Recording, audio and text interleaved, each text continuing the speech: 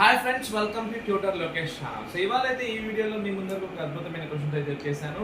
So ఈ question అయితే మనకి maths 1B DCs and DRs. So DCs and DRs అంటే direction cosines and direction ratios. So ఈ chapter నుంచి అయితే మనకు ఒక 7 మార్క్స్ క్వశ్చన్ గ్యారంటీ అయితే వస్తుంది. అండ్ ఆల్సో ఒక 2 మార్క్స్ రావచ్చు, బట్ రాకపోవచ్చు. బట్ ఒక 7 మార్క్స్ క్వశ్చన్ గ్యారంటీ అయితే వస్తుంది. అండ్ చాలా ఈజీగా ఈ క్వశ్చన్ అయితే మనం చేసుకోవచ్చు అనమాట. నెంబర్ 1, ఏంటి ఆ క్వశ్చన్ ఎలా చేయాలంటే, ఫస్ట్ ఆఫ్ ఆల్ మనం అందరూ కూడా 10th క్లాస్ లెవెల్లో పెయిర్ ఆఫ్ ఈక్వేషన్ సాల్వ్ చేసి ఉంటాం. x + y = x² + y². ఎలాగైతే మనం క్వాడ్రాటిక్ ఈక్వేషన్ చాప్టర్లో, పెయిర్ ఆఫ్ ఈక్వేషన్ చాప్టర్లో 2 ఈక్వేషన్ సాల్వ్ చేసుకున్నామో, అదే విధంగా ఇక్కడ మనకి 3 వేరియబుల్స్ ఉంటాయి, 2 ఈక్వేషన్స్ ఉంటాయి. 3 వేరియబుల్స్ ఉంటాయి, 2 ఈక్వేషన్స్ ఉంటాయి. అయితే ముందుగా నేనేం చెప్తున్నా అంటే, దీన్ని ఎలా సాల్వ్ చేస్తా అని చెప్పే ముందు ఒక్కసారి క్వాడ్రాటిక్ ఈక్వేషన్ మనం ఎలా సాల్వ్ చేసామో అది ఒకసారి గుర్తు చేసుకుందాం. చూడండి, రైట్. మనకి the sum of 2 numbers is 5. The sum of 2 numbers is 5. The sum of squares of 2 numbers, the sum of squares of 2 numbers is 37 అంటారు. The sum of 2 numbers is 5. The sum of squares of 2 numbers is 37 అంటారు. ఇలాంటి equations solve చేసుకోవడానికి మన దగ్గర ఒక అద్భుతమైన strategy అయితే ఉంది. ఫస్ట్ ఆఫ్ ఆల్, ఈ 2 ఈక్వేషన్స్ మనకి ఒకటేమో స్ట్రైట్ లైన్, ఇంకోటేమో కర్వ్. స్క్వేర్ ఉందంటే అది కర్వ్. ఎలా సాల్వ్ చేసుకోవాలంటే, first of all select simple equation, convert into single variable. So ఈ 2 సింపుల్ ఈక్వేషన్ అంటే మనకి ఇదే కదా. Next convert into single variable అంటే y = ఏమవుతుంది నాకు 5 - x. y = ఏమవుతుంది నాకు 5 - x. Convert into single variable. తర్వాత substitute into other equation, substitute into other equation. ఇదే కదా మనం ఫాలో అయిన 10th క్లాస్ మెథడ్లో. First of all selecting a simple equation, converting into single variable, substituting into other equation. అప్పుడు ఏమవుతుంది నాకు x² + y బదులు ఏం పెట్టాలి నేను 5 - x² = 37. So x² + a² - 2ab + b² = 37. 2x² - 10x + 25 - 37 = 0. 2x² - 10x - 12 = 0. x² - 5x - 6 = 0. x² - 3x - 5 కదా. So మన product negative వచ్చింది అంటే 6 1 సార్ కావచ్చు, 3 2 సార్ కావచ్చు. ప్రోడక్ట్ నెగిటివ్ అంటే ఒక ప్లస్ ఒక మైనస్ ఉండాలి. మిడిల్ టర్మ్ ఏముంది మైనస్, అంటే పెద్ద నెంబర్కి మైనస్ రావాలి, స్మాల్ నెంబర్కి ప్లస్ రావాలి. సో -5 వచ్చింది ఒకటే కదా మనకి. So x² - 6x + 1x - 6. x × x - 6 + 1 × x - 6.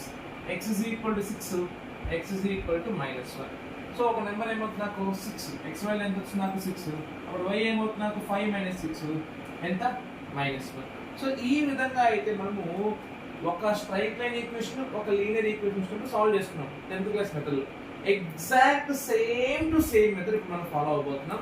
ఎలా అంటే, ఫస్ట్ ఆఫ్ ఆల్ ఒక సింపుల్ ఈక్వేషన్ ఇచ్చింటాడు మనకి, ఇంకోటి కర్వ్ ఈక్వేషన్ చేస్తాం. ఎప్పుడు కూడా మనకి స్క్వేర్స్ క్యూబ్స్ లేని ఈక్వేషన్ మనం సింపుల్ ఈక్వేషన్ తీసుకుంటాం. ఈ స్క్వేర్స్ క్యూబ్స్ ఇంకేదన్నా దాన్ని పక్కన పెడేద్దాం. ఈ సింపుల్ ఈక్వేషన్ తీసుకుంటాం, దీన్ని సింగిల్ వేరియబుల్లో రాయడానికి ట్రై చేస్తాం. తర్వాత అదర్ ఈక్వేషన్లో మనం సబ్స్టిట్యూట్ చేసుకుంటాం.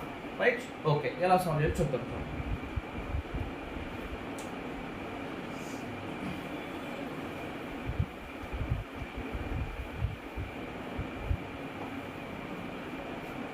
రైట్, గివెన్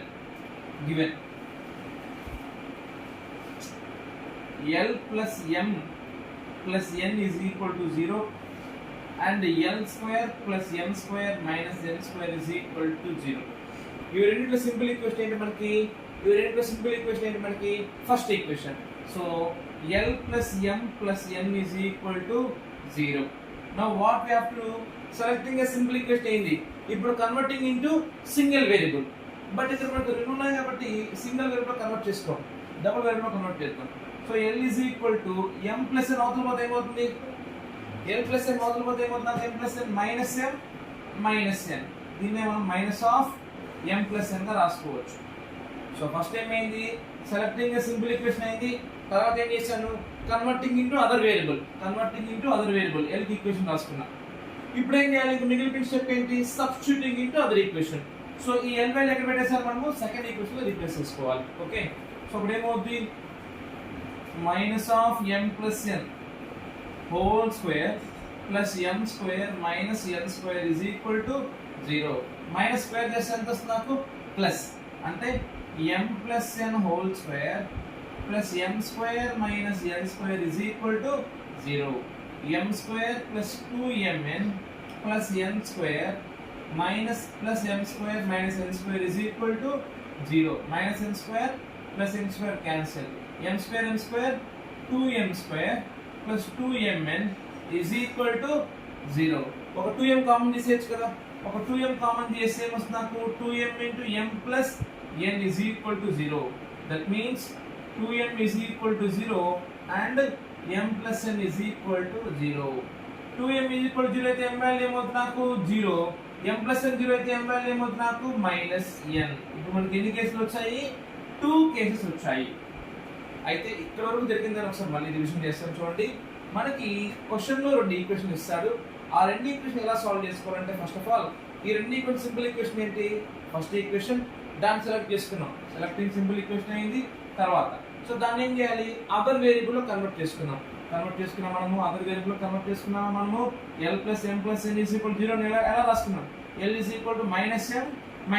రాసుకున్నాం. తర్వాత ఏం చేయాలి కన్వర్ట్ చేసిన తర్వాత substituting into other equation substitute చేసుకున్నాను నేను అదర్ ఈక్వేషన్ చేసుకున్నాను. అప్పుడు నాకు m వాల్యూ ఏమొచ్చింది నాకు 0, m వాల్యూ ఏమొచ్చింది నాకు ఇంకోటి -1. సో ఫస్ట్ కేస్ 1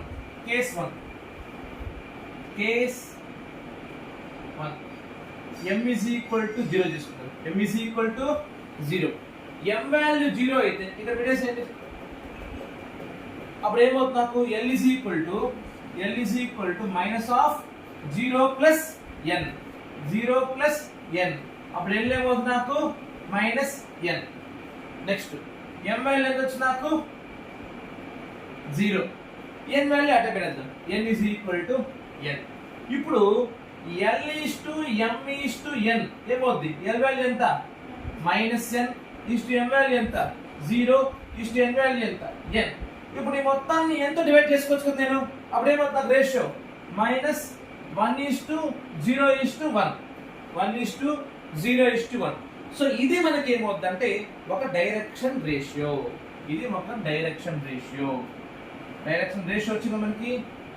వచ్చింది మనకి డైరెక్షన్ రేషియో వచ్చేస్తే డైరెక్షన్ కొసైన్స్ ఎలా కనుక్కోవచ్చు అంటే డివైడింగ్ విత్ మ్యాగ్నిట్యూడ్. అంటే ఈ మూడు వాల్యూస్ ఉన్నాయి కదా, సో దాంతో డివైడ్ చేసుకోవాలి. ఫస్ట్ దేంతో డివైడ్ చేసుకోవాలంటే √-1 whole square plus 0 square plus 1 square 1 0 1 ఏమొచ్చింది మనకి √2.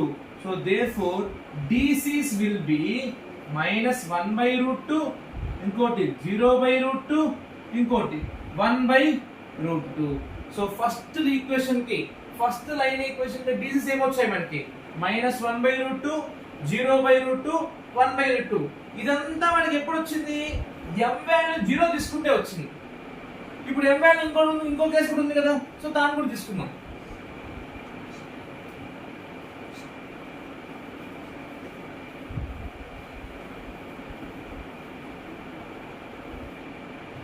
So next case 2 m is equal to ఎంత వచ్చింది m వాల్యూ ఇంకోటి -n case 2 m value -n. అప్పుడు l ఏమవుతుంది నాకు l is equal to -m+n. l is equal to -m value ఏమొచ్చింది నాకు -n+n. అంటే m వాల్యూ ఏమవుతుంది నాకు 0, l వాల్యూ ఏమొచ్చింది నాకు 0, l వాల్యూ ఏమొచ్చింది నాకు 0, l value 0, m value -n, n value n. ఇప్పుడు రేషియో కడితే ఏమవుతుంది నాకు l/m/n రేషియో ఏమవుతుంది నాకు 0:m ఎంత వచ్చింది నాకు -n/n will be n. Again ఈ మూడింటిని ఎంత డివైడ్ చేసుకోవచ్చు కదా నేను, అప్పుడు ఏమవుతుంది నాకు 0:-1 ఇది మనకి ఏమవుతుంది డైరెక్షన్ రేషియోస్. ఇదేమవుతుంది నాకు direction ratios. So direction cosines కావాలంటే ఏం చేయాలి వాటి యొక్క మాగ్నిట్యూడ్ తో డివైడ్ చేసుకోవాలి. So √0² plus -1 whole square plus 1 square ఇదే వస్తుంది మళ్ళీ మనకి. So DC's will be 0/√2 minus 1/√2 1/√2. అయితే DC's కనుక్కోవడం వల్ల మనకి క్వశ్చన్ లో ప్రాబ్లం లేదు. క్వశ్చన్ అది కాదు. DC's కనుక్కోవడం వల్ల మనకి క్వశ్చన్ అక్కడ కాదు. సో మనకి DC's ఏమంటే meaning find the angle between lines అన్నాడు. Find the angle between lines అన్నాడు. మనకి DC's తెలిస్తే డైరెక్షన్ కొసైన్స్ తెలిస్తే యాంగిల్ ఎలా కనుక్కోవచ్చు అంటే వినండి, చాలా ఇంపార్టెంట్. ఒక డైరెక్షన్ కొసైన్ ని l1 m1 n1 అనుకుంటాం. ఇంకో డైరెక్షన్ కొసైన్ ని l2 m2 n2 అనుకుంటాం. ఒక డైరెక్షన్ కొసైన్ ని l1 m1 m1 అనుకుంటాం. ఇంకో డైరెక్షన్ కొసైన్ ని l2 m2 n2 అనుకుంటాం. డైరెక్షన్ కొసైన్స్ తెలిస్తే యాంగిల్ కనుక్కోవడానికి మనకు ఫార్ములా ఉంది. ఏంటి ఆ ఫార్ములా అంటే cos θ is equal to mod l1 l2 plus m1 m2 plus n1 n2. Direction cosines తెలిస్తే మనము రేషియో కనుక్కోవడానికి యాంగిల్ కనుక్కోవడానికి ఫార్ములా ఇది l1 l2 plus m1 m2 plus n1 n2. So therefore cos θ is equal to l1 ఎంత వచ్చింది మనకి -1/√2. ఇక్కడ ఎంత వచ్చింది నాకు 0 ప్లస్ m1 ఎంత వచ్చింది అక్కడ 0. ఇక్కడ m2 ఎంత వచ్చింది నాకు -1/√2. n1 ఎంత వచ్చింది నాకు 1/√2. n2 ఎంత వచ్చింది నాకు 1/√2. సో ఓవరాల్ గా 0 0. cos θ is equal to 1/√2 into 1/√2 1/2. cos θ 1/2 ఎప్పుడు మనకి θ is equal to 60 degrees. ఇది 7 మార్క్స్ క్వశ్చన్ ఐటీ ఎగ్జామ్ లో మనకి. సో ఫస్ట్ ఏం చేయాలి, సెలెక్టింగ్ ఏ సింపుల్ ఈక్వేషన్. తర్వాత ఏం చేయాలి, కన్వర్టింగ్ ఇంటూ అదర్ వేరియబుల్. తర్వాత ఏం చేయాలి, సబ్స్టిట్యూటింగ్ ఇంటూ అదర్ ఈక్వేషన్. అప్పుడు మనకి రెండు కేసులు వస్తాయి కదా. ఒక కేసు మనం వాల్యూ కనుక్కొని DC's dR's కనుక్కుంటాం. రెండో కేసు కూడా DC's dR's కనుక్కుంటాం. వాటి మధ్య యాంగిల్ కనుక్కుంటే మనకి ఈ ఫార్ములా యూస్ చేసి cos θ is equal to l1 l2 plus m1 m2 plus n1 n2 use చేస్తే మనకి యాంగిల్ వచ్చేస్తుంది. అర్థమైందమ్మా? ఓకే.